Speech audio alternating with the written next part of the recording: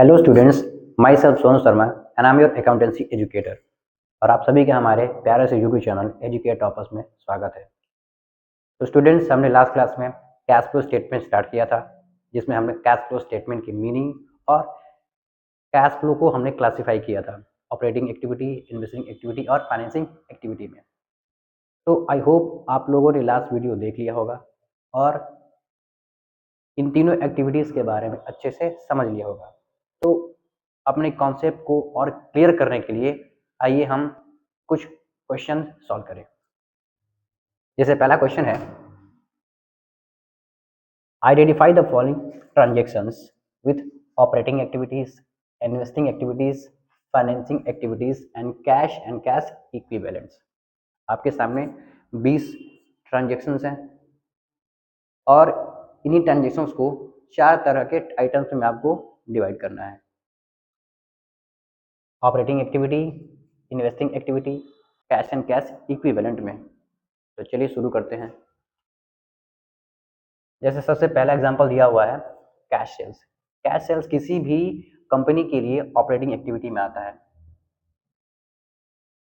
Cash purchases भी operating activity में आता है। रेंट पेड ये भी ऑपरेटिंग एक्टिविटी में आता है, यानी आइटम नंबर 1, 2 और 3 तीनों के तीनों ऑपरेटिंग एक्टिविटी में आते हैं। इसी तरीके से cash in hand.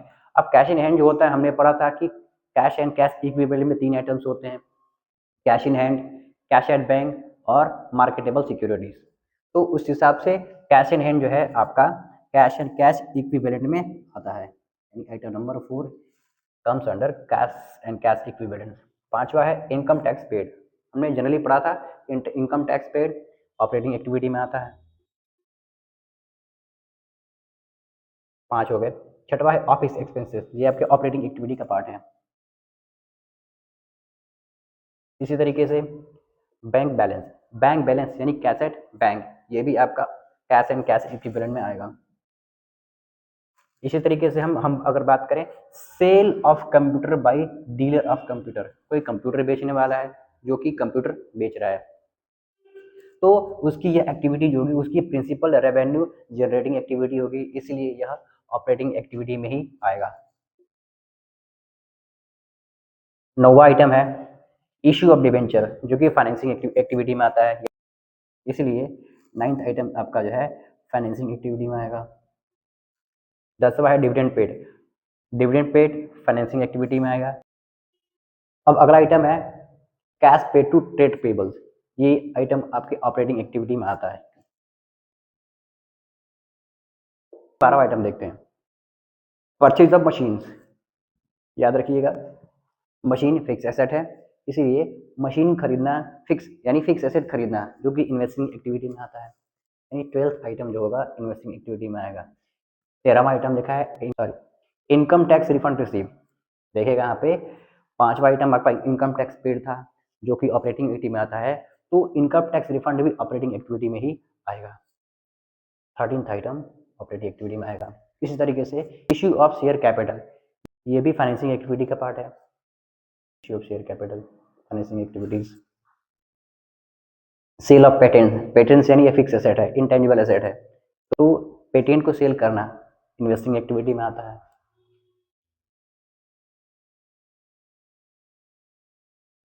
Purchase of marketable securities, याद रखिएगा मार्केटेबल सिक्योरिटीज लिखा हुआ है, तो marketable security cash and cash equivalent में आता है, तो उसे परचेज करिए या फिर सेल करिए, कैश एंड कैश इक्विवेलेंट में आएंगे। याद रखिएगा क्या मार्केटेबल सिक्योरिटीज का purchase cash and cash equivalent में आता है। 16।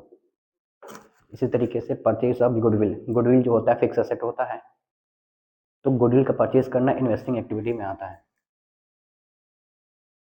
इसी तरीके से शॉर्ट टर्म डिपॉजिट्स, डिपॉजिट्स यानी बैंक में हमने शॉर्ट टर्म के लिए पैसा जमा करके रखा है, जो कि कैश एंड कैश इक्विवेलेंट में ही आएगा।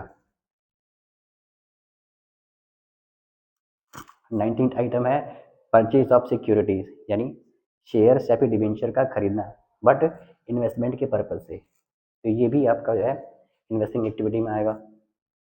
90। और लास्ट है कैश रिसीव्ड फ्रॉम डेटर्स, तो cash receive from debtor operating activity में आएगा।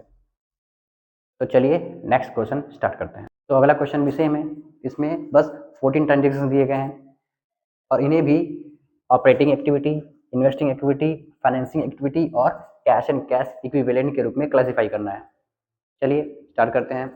तो सबसे पहले दिया है मार्केटिंग एक्सपेंसेस। अब ये मार्केटिंग एक्सपेंसेस जो होता है किसी भी कंपनी के लिए ऑपरेटिंग एक्टिविटी होता है, तो इसे हम ऑपरेटिंग एक्टिविटी रखेंगे नंबर 1। उसी तरीके से परचेज ऑफ इन्वेस्टमेंट, अब कोई कंपनी इन्वेस्टमेंट परचेज कर रही है तो ये इन्वेस्टिंग एक्टिविटी होती है। अगला है cash receive from trade receivables, तो ट्रेड रिसीवेबल्स से कैश लेना ऑपरेटिंग एक्टिविटी में आता है। अगला है by back of equity share, याद रखिए हमने लास्ट क्लास में पढ़ा था कि इक्विटी शेयर इशू करना या फिर बाई बैक करना दोनों फाइनेंसिंग एक्टिविटी में आता है।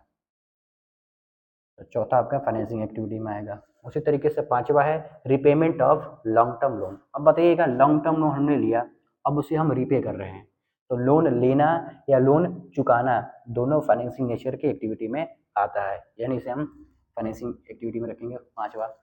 अगला है कमीशन रिसीव, याद रखिए हमने लास्ट क्लास में कमीशन फी जो रिसीव होता है हमने उसे ऑपरेटिंग एक्टिविटी में रखा था, छठवा भी जो है ऑपरेटिंग एक्टिविटी में आएगा। अगला है सेलिंग एंड डिस्ट्रीब्यूशन एक्सपेंसेस, तो ये भी ऑपरेटिंग एक्टिविटी में आता है। अगला है रिडेम्पशन ऑफ डिबेंचर्स, तो डिबेंचर रिडीम करना फाइनेंसिंग एक्टिविटी में आएगा। अगला है सेल ऑफ मार्केटेबल सिक्योरिटी। अब देखिए जहाँ पर भी मार्केटेबल सिक्योरिटी वर्ड आ जाए तो आंख बंद करके इसे आप कैश एंड कैश इक्विवेलेंट में रखिएगा, तो आपका नवा आइटम जो होगा कैश एंड कैश इक्विवेलेंट में आएगा। चलिए बढ़ते हैं जैसे क्वेश्चन की तरफ। देखिए बैंक ओवरड्राफ्ट, अब देखिए बैंक ओवरड्राफ्ट जो होता है वह किसी भी बैंक के द्वारा दी गई शॉर्ट टर्म लोन फैसिलिटी होती है। अपने रेप्यूटेड करेंट अकाउंट होल्डर को उनके बैंक अकाउंट में जितना भी अवेलेबल बैलेंस होता है उससे एक्स्ट्रा अमाउंट निकालने की फैसिलिटी देता है, और यह एक्स्ट्रा अमाउंट अकाउंट होल्डर को bank as a short term loan देता है। तो ये भी कंपनी के लिए बैंक से एक तरह से शॉर्ट टर्म लोन लेने की एक्टिविटी है। तो बैंक ओवरड्राफ्ट जो है फाइनेंशियल एक्टिविटी में आएगा, ऐसा आइटम फाइनेंशियल एक्टिविटी में आएगा। उसी तरीके से 11 आइटम कह रहा है rent received by a real estate company. अब नॉर्मली देखा जाए तो rent receive, interest receive, dividend receive, तो तीनों के तीनों इन्वेस्टिंग एक्टिविटी में आता है। बट हमने यहाँ पर एक थोड़ा सा चेंजेस लाया है, देखा है rent receive by real estate company. अब समझिए रियल एस्टेट कंपनी क्या करती है, ये सिर्फ ये real estate company use amount लगा करके बिल्डिंग बनवानी है, फ्लैट बनवानी है और उन फ्लैट को बेचती है और या फिर उन्हें रेंट पर देती है। तो इनका काम ही है बिल्डिंग बनवाना और रेंट पर देना या फिर बिल्डिंग बेचना। तो इन रियल एस्टेट कंपनी के लिए रेंट रिसीव होना ऑपरेटिंग एक्टिविटी में आता है। 11th आइटम यानी 11th आइटम ऑपरेटिंग एक्टिविटी में आएगा।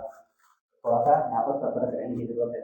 अगला लिखा है interest paid on bank overdraft. अब देखिएगा बैंक ओवरड्राफ्ट फाइनेंशियल एक्टिविटी में आएगा। तो इसी तरीके से बैंक ओवरड्राफ्ट एक तरह से शॉर्ट टर्म लोन होता है, तो उस शॉर्ट टर्म लोन पर जो इंटरेस्ट यानी बैंक ओवरड्राफ्ट पर जो भी इंटरेस्ट कंपनी पे करेगी वो भी फाइनेंशियल एक्टिविटी में आएगा, यानी आइटम नंबर 12 अगला लिखा है इंटरेस्ट रिसीव ऑन इन्वेस्टमेंट। अब देखिएगा हमने इन्वेस्टमेंट करा और इन्वेस्टमेंट पे इंटरेस्ट मिला, ये आपका इन्वेस्टमेंट इनकम है, वही इनिशियल आइटम आपकी इन्वेस्टमेंट एक्टिविटी में आएगा। 13th item investing activity. Last है इंटरेस्ट पेड ऑन डिबेंचर और short term loan. Short term loan हो या डिबेंचर हो, इस पर अगर कंपनी इंटरेस्ट दे रही है इसका मतलब कंपनी ने या तो लोन लिया होगा या तो कंपनी ने डिबेंचर इशू करा होगा, तो ये अंदर का फाइनेंसिंग एक्टिविटी का आउटफ्लो है, तो ये फाइनेंशियल एक्टिविटी में आएगा। तो स्टूडेंट्स हमने कैश फ्लो को ऑपरेटिंग, इन्वेस्टिंग, फाइनेंशियल एक्टिविटी में क्लासीफाई करना सीख लिया। अब हम कैश फ्लो स्टेटमेंट प्रिपेयर करना सीखते हैं। तो cash flow statement normally 3 activities में डिवाइडेड होता है, cash flow from operating activity, cash flow from investing activity, cash flow from financing activity. तो कैश फ्लो स्टेटमेंट प्रिपेयर करने से पहले इन्हीं तीनों एक्टिविटीज़ को हम पहले डिटेल में पढ़ेंगे। पहले हमें डिटेल में समझना होगा, तब जा करके हम कैश फ्लो स्टेटमेंट प्रिपेयर करेंगे। तो चलिए एक-एक करके हम इन तीनों एक्टिविटीज़ को डिटेल में समझते हैं। तो चलिए हम cash flow from operating activity का फॉर्मेट देखते हैं। तो फॉर्मेट में हम सबसे पहले लिखेंगे net profit before tax and extra ordinary items. ये हमारा वर्किंग नोट बना होगा। इसके अमाउंट को हम यहाँ पे लिखेंगे। इसमें हम ऐड करेंगे non operating expenses and non cash expenses. अब चलिए हम इसमें आने वाले आइटम्स को लिख लेते हैं। इसमें सबसे पहले हम लिखेंगे डेप्रिसिएशन, डेप्रिसिएशन या फिर amortisation, amortisation.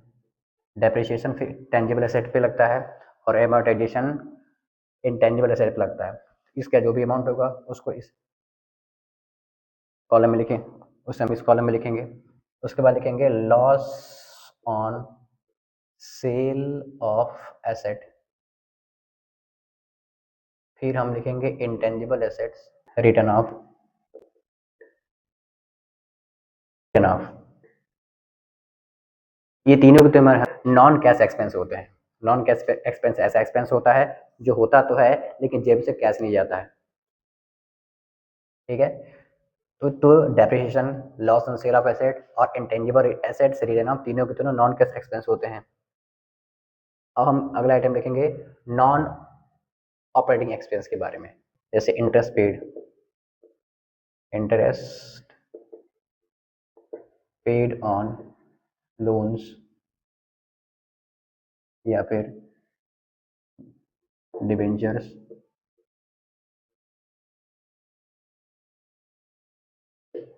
Premium on redemption, increase in provision, full form में लिख लीजिए, provision for doubtful debts, doubtful doubtful debts. तो इंटरेस्ट पेड ऑन लोन्स और interest paid on debentures, premium on redemption, increase in provision for doubtful debts, ये सभी के सभी आपके non operating and non cash expenses होते हैं। ठीक है, जैसे ही हम इन सबको ऐड कर देंगे इसका फाइनेंसर हम अपने मेन वाले कॉलम में लिख देंगे। अब इसमें से हम घटाएंगे नॉन ऑपरेटिंग इनकम को, नॉन ऑपरेटिंग इनकम। अब नॉन ऑपरेटिंग इनकम में आएगा आपका rent received, interest received, interest received, dividend received और gain on sale of fixed asset. ये चार जो आइटम जो होते हैं नॉन ऑपरेटिंग इनकम में आते हैं। तो चलिए हम इन्हें पहले तो इनके अमाउंट को लिखेंगे और इसका जो फाइनल आंसर होगा उसको हम अपने मेन वाले कॉलम में लिख देंगे। लिखने के बाद हम जैसे इसे सॉल्व करेंगे, इसमें इसे जोड़ेंगे और इसको घटा देंगे, तो हमारा जो आंसर आएगा हम उसे operating profit before working capital changes कहते हैं। Operating profit before working capital changes. ठीक है, इसके आगे हम लिखेंगे टॉपिक ए। अब हम इसमें जो करंट लायबिलिटी में इंक्रीज या फिर करंट एसेट में जो डिक्रीज होगा उसे हम जोड़ देंगे। ठीक है, लिखेंगे इसमें increase in current liabilities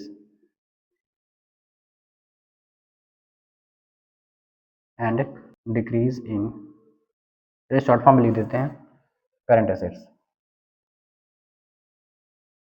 accept cash and cash equivalents.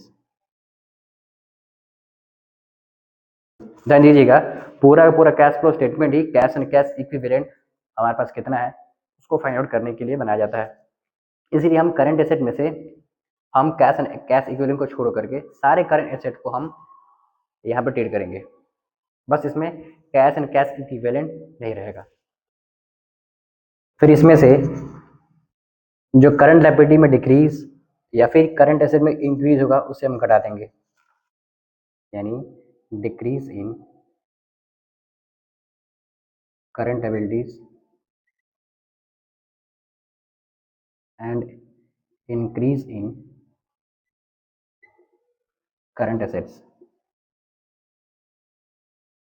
Accept, यहाँ भी वही रहेगा, except cash and cash equivalents, CNCE लिख देता हूँ, कोई दिक्कत नहीं है शॉर्टकट में। ठीक, कैश एंड कैश इक्विवेलेंट्स, चलिए हमने घटा दिया, तो इसे हम ब्रैकेट में लिखेंगे। अब इन दोनों का जो नेट इफेक्ट होगा हम इसे फाइनल वाले कॉलम में लिखेंगे। अब हम इस वाले अमाउंट को ऊपर अमाउंट के साथ जोड़ या घटा देंगे सिचुएशन के अकॉर्डिंग। तो अब जो आंसर आएगा हम उसे कैश फ्लो फ्रॉम ऑपरेशंस कहते हैं, ठीक है। इसे हम बोलेंगे बी। पहला कॉन्सेप्ट हमारा वर्किंग नोट, सेकंड होगा हमारा operating profit before working capital changes, और थर्ड कॉन्सेप्ट हमारा जो होगा उसे हम कैश फ्लो फ्रॉम ऑपरेशंस बोलते हैं, ठीक है।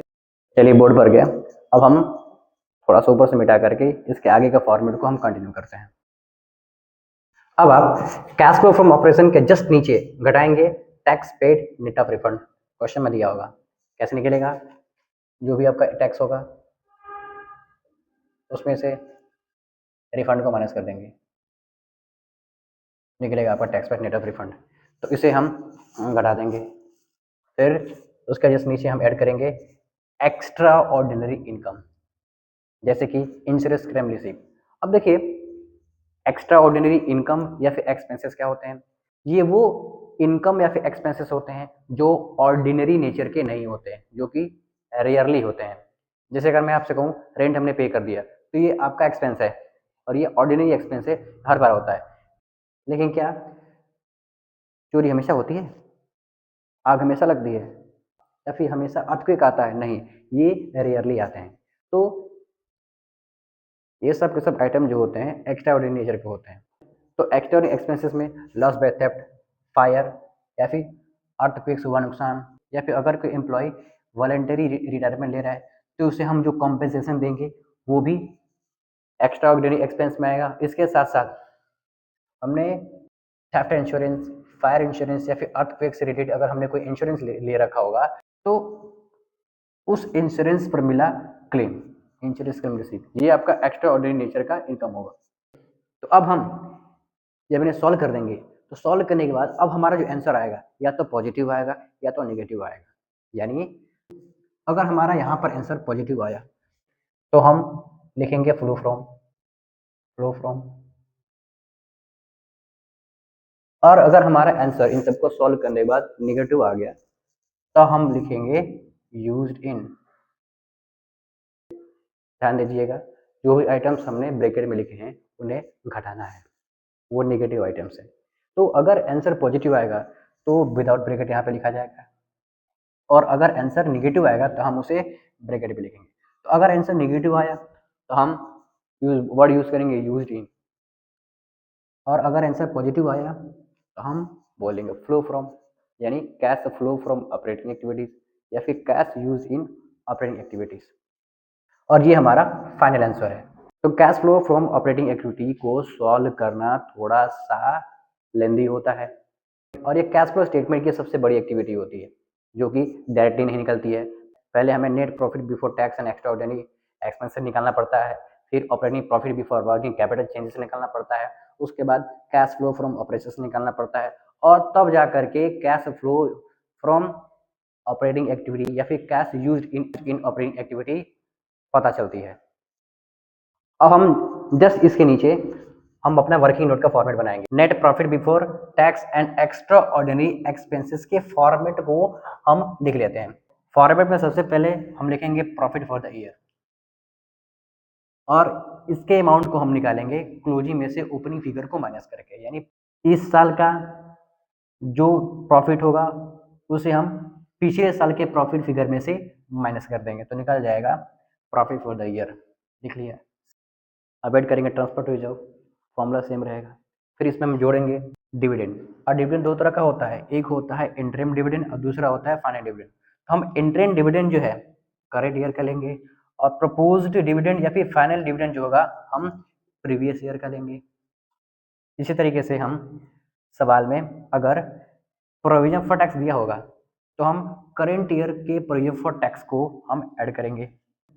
और अगर क्वेश्चन में एक्स्ट्रा ऑर्डिनरी एक्सपेंसेस जो हमने ऊपर घटाया है उसे हम यहाँ पर ऐड बैक कर देंगे, और हमने जो एक्स्ट्रा ऑर्डिनरी इनकम जो कि हमने ऊपर ऐड किया था उसे हम घटा देंगे।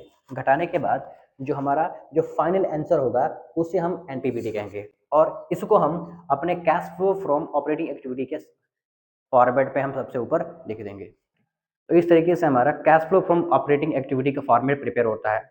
नेक्स्ट क्लास में हम net profit before tax and extraordinary item और cash flow from operating activity से रिलेटेड ये सारे न्यूमेरिकल सॉल्व करेंगे। तब तक के लिए पढ़ते रहिए। Thank you.